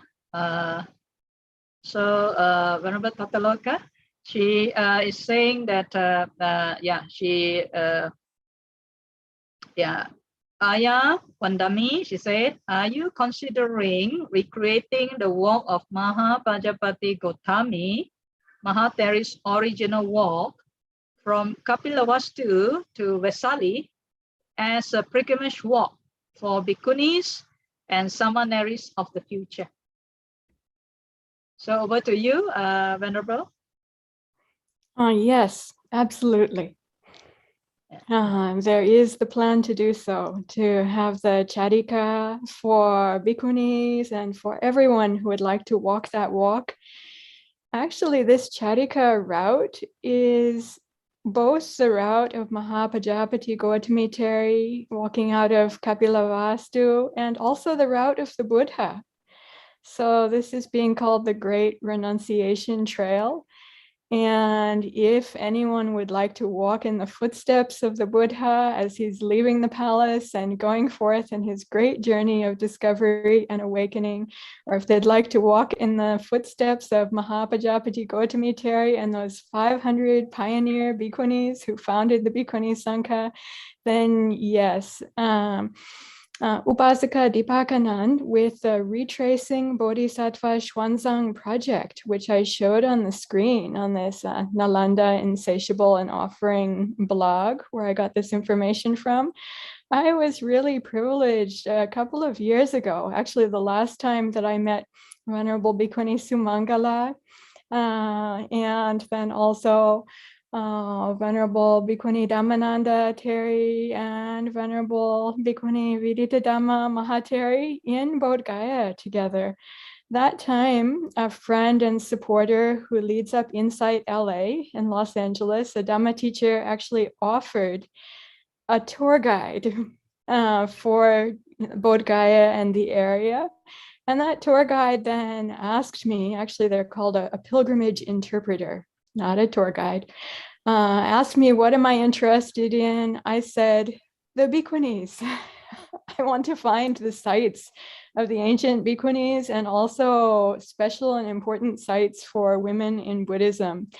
And so thanks to that devout upasika who offered this, then I had a chance to go with my companions and peers all around the area to the caves where the bhikkhunis who we see in the Therigatha, where they're meditating on Vulture Peak, Gijakuta or Gridrakuta, to go to these ancient caves and to walk in the footsteps of the Buddha, to find old monuments that people barely knew about, but they're being rediscovered. And the Chinese texts of in India called Bodhisattva Xuanzang, or the Venerable Bhikkhu Xuanzang, and others, Faxian and I Ching, these venerable pilgrims, then they left records which are really helping us find these ancient places. And I found for myself, as so many others have for,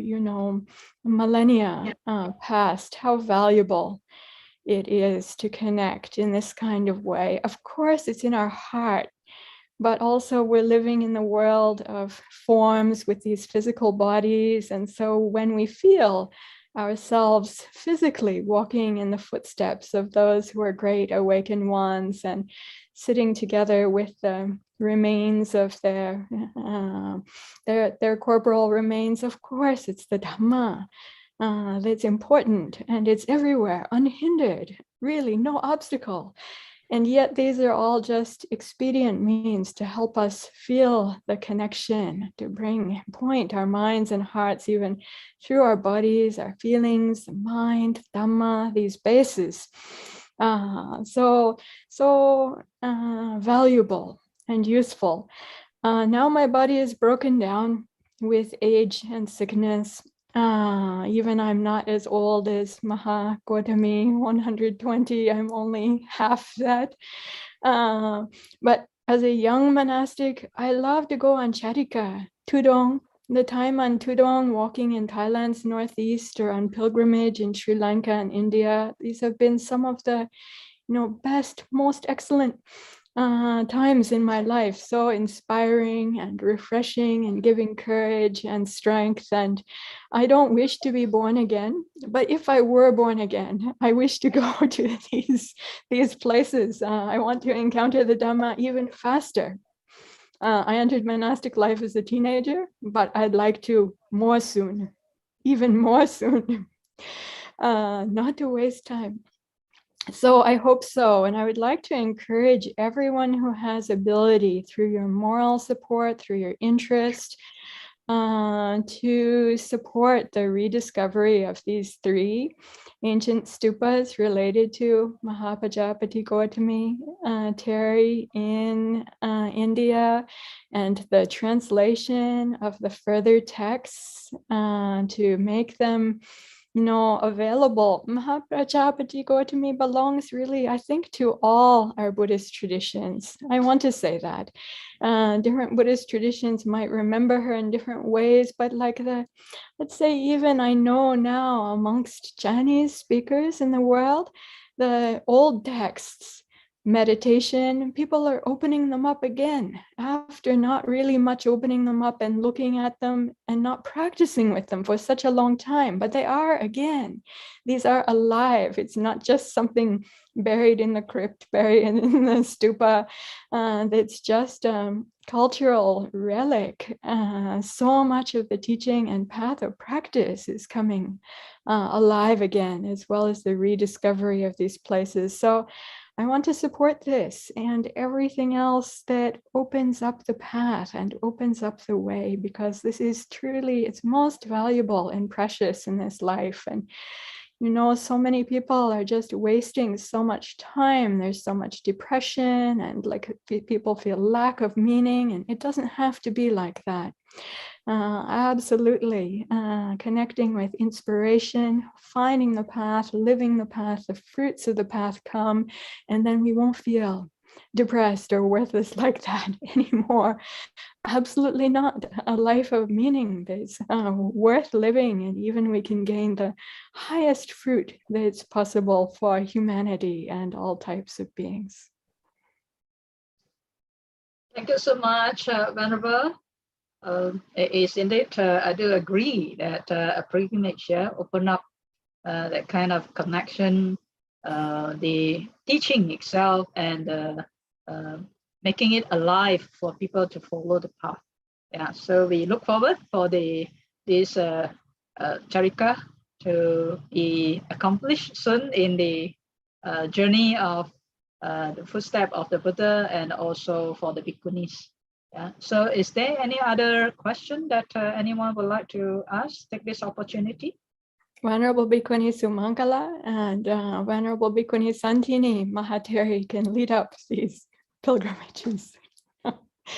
All of us can. Yeah. So we truly rejoice with all the Mahateris and also all the Teris.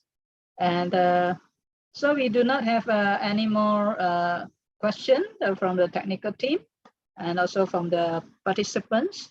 Venerable, today also we have bhikkhuni from Nagpur, Maharashtra, and to also commemorate for the bhikkhuni of our era in memory of the late Venerable Bhikkhuni Visakha Mahāpajāpatī. So she is here to also to speak eulogy in memory of her great teacher also in Nagpur, Maharashtra. And Bhikkhuni Vandana lived near the monastery of the late Visakha Mahāpajāpatī. And she also, during her childhood, she renounced at the age of 7. And so took her seminary going forth in 2005, and then later 2018, she took her higher ordination. So without further ado, we'd like to also invite Bhikkhuni Vandana for this commemoration in memory of Mahāpajāpatī Gotamī, as well as all our Mahāparis, and especially dedicate to also the Mahāpajāpatī Visakha. So Bhikkhuni Vandana, the floor is yours. Yeah. Namo Buddhaya, everyone. First of all, I would like to thank Venerable Bhikkhuni Sumangala to invite me here. And I would like to pay my respect to all the Venerable Bhikkhunis present here, and much metta and blessings to all the Upasak and Upasika Sangha. So today I'm going to tell some details about Bhikkhuni Visakha Mahāpajāpatī. She is India's first Theravada Bhikkhuni. In India, still in India, Bhikkhu Sangha don't accept the Bhikkhuni Sanghas here. Mahāpajāpatī Visakha, she took her anagarika ordination in 1964, and after that in 1968 she became a shamanary, and in Buddha Gaya in 1998 she took her higher ordination with 28 other bhikkhunis from India. So the line from Visakha Mahāpajāpatī started in India. So many women were inspired by her. And now in India, you can see there are more than 100 bhikkhunis in present. So because of Bhikkhuni Visakha Mahāpajāpatī, women are like get inspired, and they wanted to come in a this life, monastic life, but they have fear because they are in India. No one is supporting to Bhikkhuni Sangha. But when she took a first step forward to monastic life, so by seeing her, so many women get inspired by her, and they followed her, and they became also bhikkhunis. And she built a monastery here. It's named Mahāpajāpatī Gotamī Buddha Vihara in Nagpur, nearby where I live. When I was a kid, I was 10 years old. At that time, she was building that monastery here. In that monastery, there are so many samaneris and bhikkhunis living now. And after her, there is now Bhikkhuni Shilachara Theri. She was leading the Bhikkhuni Sangha now in India. Because of Bhikkhuni Visakha Mahāpajāpatī, so many bhikkhunis are coming, and they are developing the Bhikkhuni Sangha in India. And not only aged, but young women also coming in a Theravada tradition, and they are liking the way they treat the bhikkhunis. In India, before, in 90s, there was no bhikkhuni, but when Visakha Mahāpajāpatī came in a monastic life, so people were amazed, if is a woman can ordinate as a bhikkhuni, because in India everyone knows that there are so many religions, and they don't allow a woman to live a spiritual life. So in a Dhamma, this is only, the Buddha's Dhamma is only one Dhamma that allows a woman to live a spiritual life. So when she entered in a monastic life, so people were amazed by seeing her. So many women and people coming to her, and they are asked, yes, you are a bhikkhuni? We never saw a bhikkhuni before you. You are the first. So when I was kid, I was used to visit the vihara, and that time I doesn't know that she was the first first Indian Theravada Indian bhikkhuni. And after in my age of 50s, I came to know that yes, she is the senior bhikkhuni of all of us, and she is the first Theravada bhikkhuni of India.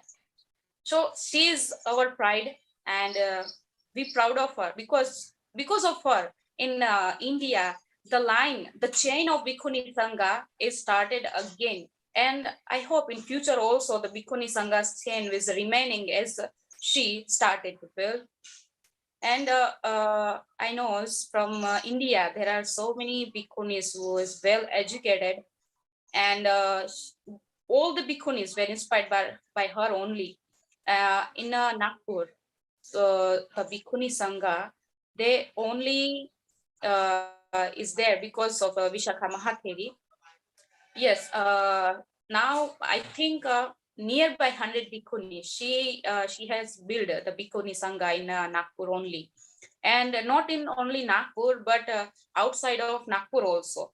So I think Vishakha Mahatheri is a great have great contribution to Bhikkhuni Sangha, and I think until the last Bhikkhuni will like last woman will be get ordinated, she will be remain the Vishakha Mahatheri, and we will always thank to Vishakha Mahatheri until we die, to give her give us this way, because there is no one to guide us to be a bhikkhuni, and no one give us courage to walk on this path.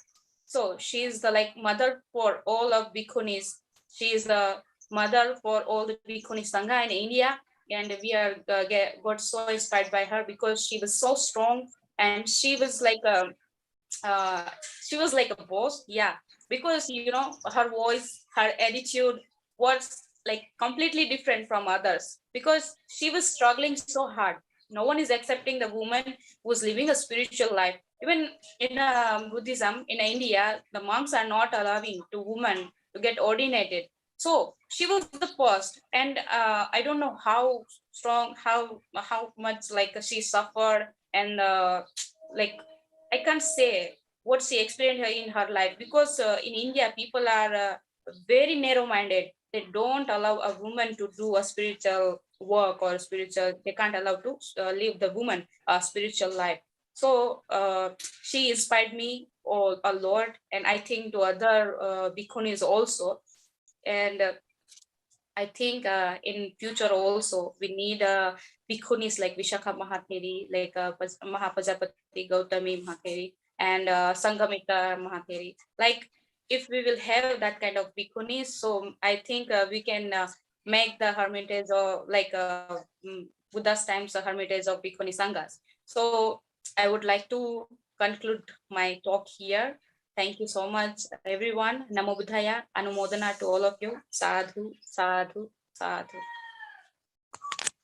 Thank you so much, Venerable Bhikkhuni Vandana, for highlighting the journey as a pioneer bhikkhuni.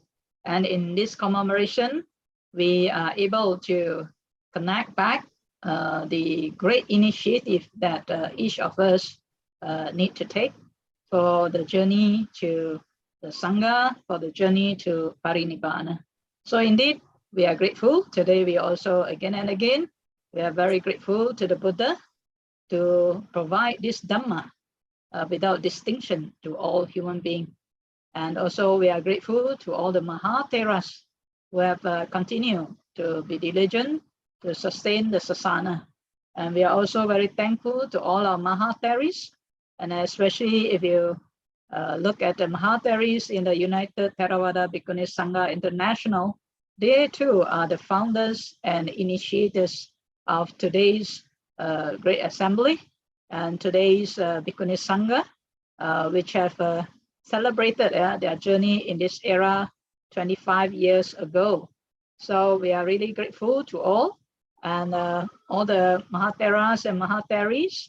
And I think in honor of the Buddha and all the Sangha, we should take the initiative to continue to learn, to practice, and to realize the Dhamma. And this is the great honor that we can offer to the Buddha. Right. So now we also like to invite our Mahatheris, Venerable Tataloka, to give us all the blessings and also to share the merits for this inaugural assembly. Venerable, please.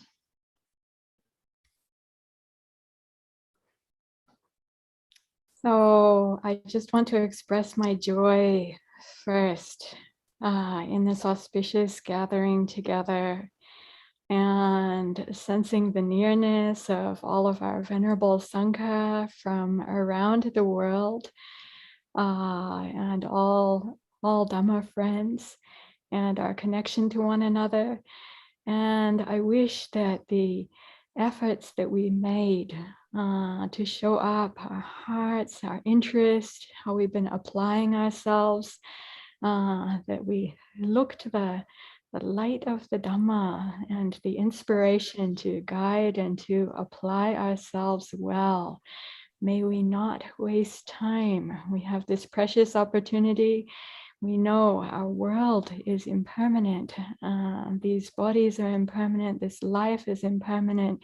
Yet the wise ones know we show up, see the opportunity for benefit for ourselves and also for others out of love and compassion for one another, for all living beings of all kinds of realms and dimensions, above, below, around, and everywhere, vast and unlimited. We extend out our unbounded hearts of loving kindness as we read and heard of Mahāpajāpatī Gotamī Terry, foremost in broad-mindedness and great-heartedness.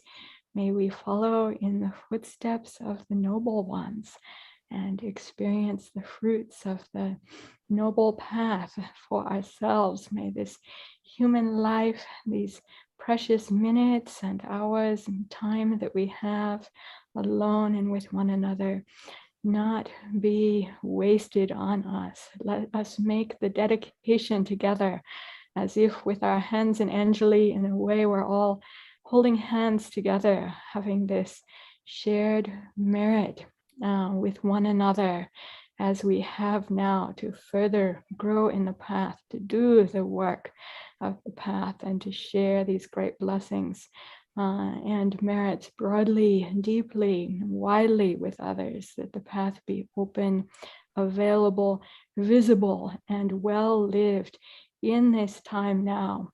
Our humanity is going through a rough time, and it will go through more rough times.